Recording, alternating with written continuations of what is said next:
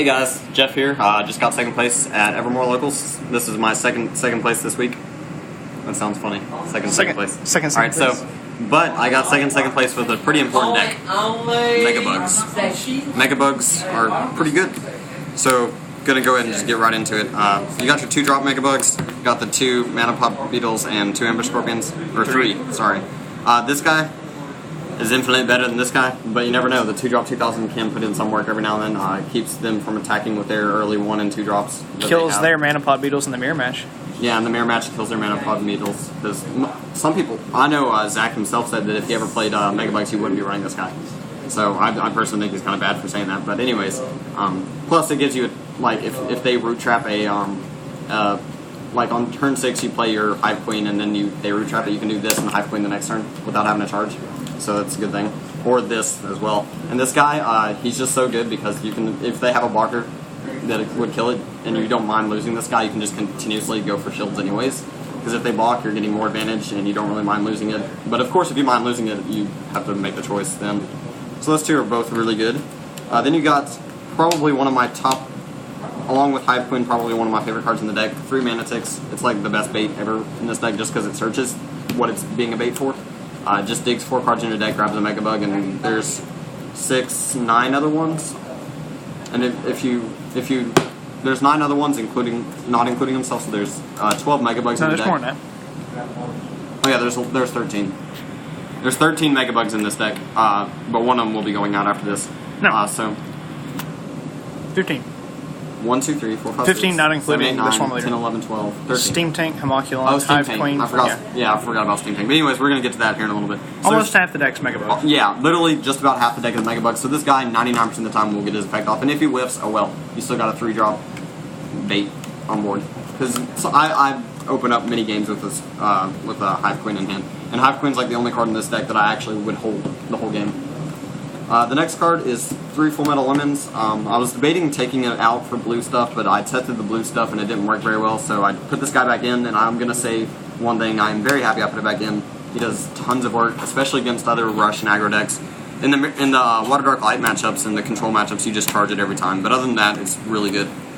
And plus it mana ramps. Mana ramping in this deck happens pretty much every game, without even trying. 3 Swordhorns. I'm playing Nature and Light, and it's an aggro rush deck. I'm pretty sure this guy explains himself. Just a 3-drop 5,500. He's a big old beefy bitch. And with 6 creatures on turn 5 and 6 that tap things, and then Storm Sparks, I mean, there's plenty of reasons to run this guy. Oh yeah. If he was a Megabug, that'd be unbelievable. I ran 2 Bronze Arm Tribes. This was an interesting choice of mine. I just threw it in today and tested it, and it was okay most of the time. Every now and then I didn't like it. But the idea was go turn 2 Megabug or whatever I want to do turn 2 if I have no turn 2 play. Turn 3 Mana Tick, search out the turn 2 Mana Tick or this guy, search out if I play the Mana Tick, search out the Hive Queen. Then play turn 4 this, and then turn 5 Hive Queen instead of turn 6 Hive Queen. So that was the thought process behind it. And plus the reason why I said this over Reap and Sow, I still have Reap and Sows in the deck, but the reason why I did this as well was because it's a body on board, and in the Water Dark Light Andromeda matchup, it gives you another creature on board to tap for Andromeda. So. And a lot of the times, this deck, it just needed one more creature almost all the time for me to be able to beat it with Andromeda on board, so that's why I did that. Triple Keeper of Laws. Before the first tournament I participated in, it was only at 2, and I was debating on whether I even wanted to run it at all or not. After thinking about it, and after both tournaments, I would say it's definitely a 3-up in the deck. It just puts in so much work, and it helps you have a really good finisher. And whoever thought that a single breaker would ever be a finisher, or a good finisher at that. Triple Homunculus. This dude is insane, really good. It gives you a good turn 1 mana charge. It gives you a good target for Hive Queen to hit on off the top of your deck, and then it just lets your Swordhorns and all your wimpy bugs kill so many things. So it's always really good.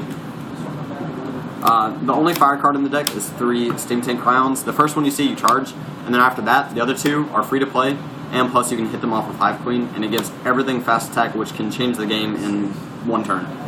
Especially if you've got a Hive Queen. It just changes the game. And with all these tiny 3 and 2 drops, you can, by the time you play this, it'll be turn 6, so you can drop like multiples of everything and break multiple shields in 1 turn. It's always really good. This was the 41st card I added in at the last minute before the tournament started. The Swarm Leader, I'm probably going to take him out just because he didn't do what I wanted him to do. I added him in mainly because it was a turn earlier than Lyra and the Hive Queen, and it was a double breaker. So it was a double breaker a little bit earlier for me, and the fact that it was going to be always 6,000 or bigger, which is 6,000 is a pretty key power in Kaijudo at the moment. So I thought, because of Lyra mainly, so having that bigger than 6,000 at almost all times is always good. Then obviously 3 Lyras. The deck, it doesn't need it, but it really does help a lot. It just, there's so many games where it comes down to me playing this or Homunculon to tap down a blocker and go in for game. There's tons of games that end up that way. But not today, because it was all rushes and aggros. Alright, 3 Hive Queens. This is the boss of your deck. This is pretty much like Bolt Tail for Saberbolt, but better, in my opinion, because it just puts another creature on board.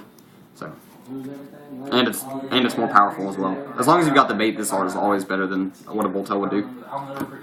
For the spells, you got 2 Reaping Toes. I've been off and on with 3 and 2. I think 2 is the perfect number personally. I don't like seeing it too much, but I do like seeing it some, so therefore 2.